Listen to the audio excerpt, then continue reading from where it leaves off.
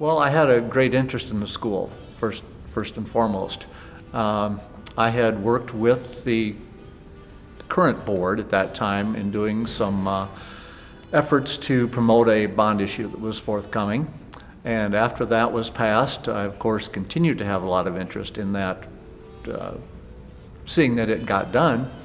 And one of the board members that was in my particular geographical area of our school district chose to leave and asked me if I would be worthwhile, if I would be willing to run in his place. And I was, and I was hooked. I was really hooked.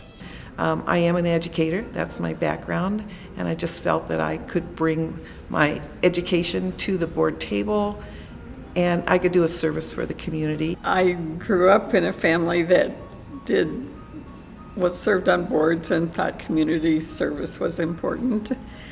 And one day I got a phone call that we needed somebody from our district to run for the school board. Would my husband be interested? And I said, well, I don't know, but I would be. And so that was a write-in vote that year, and I lost by 1 vote. But so I ran the next year and got elected.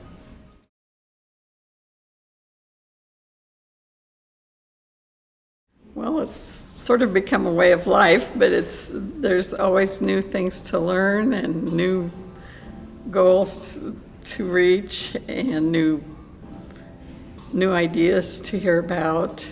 It's rewarding. It's a great chance to continue learning. The issues are always different. For instance, right now in our district, we're looking at a big remodel.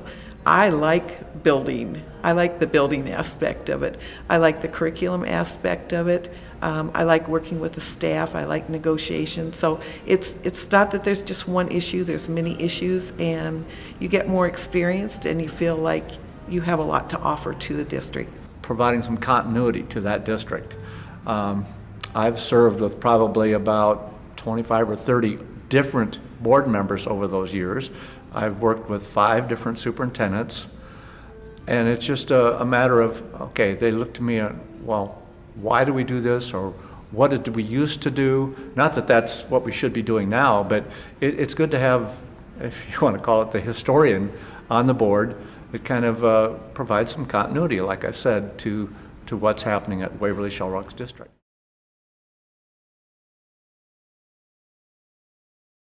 The capability that it's given me to meet a lot of board members from all over the state, all over the nation, and just the opportunity to, well, how are you doing it in your school? What are you doing in your school? And just the number of people that I see that I will run into at the state fair or at other events where, oh yeah, you're a school board member, I've talked to you before. And that's just a good feeling, because we have stories to share, we really do. Board service has sort of become a habit, but there's always a new challenge and a new goal that's to reach and new problems to solve, and learning about brain research and technology, and there's just always new things, new ways to learn better, new things to learn. It's just exciting. A building project is very rewarding. We built a new high school starting, I think, 2009, and I've learned a lot from that, and I can talk to the public about that. It's rewarding, just the people that come to me, and they sincerely thank me for my time. I don't look at it as a lot of time spent. As I said, it's enjoyable. It's something I like doing. I like being there for the teachers, having an education background. I like learning about the curriculum and feeling we're doing a lot for our students there.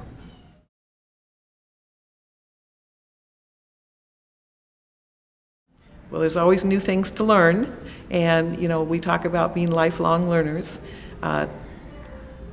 At different workshops, we learn about cyber safety, and there's always legislative updates, and I like to learn, and it helps me to be a better board member. And I'm on a board where I am the veteran, and we have a lot of new board members, so I feel that's part of my job, is to educate them on board issues. There's changes all the time. There's legislation that's making changes. There's research and teaching that's changing. There's brain research.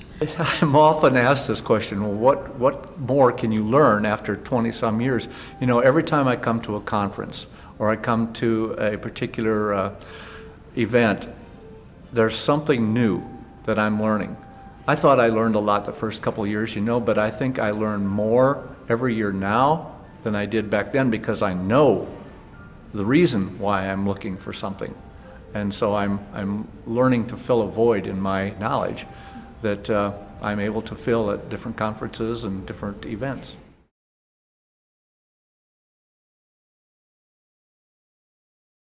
I think it would be to come into service as a board member with the willingness to learn.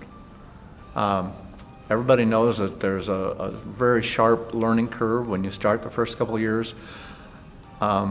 Reading policy, and as boring as that may seem, just reviewing policy is probably the best way to get a good handle on all the things that you're going to be dealing with.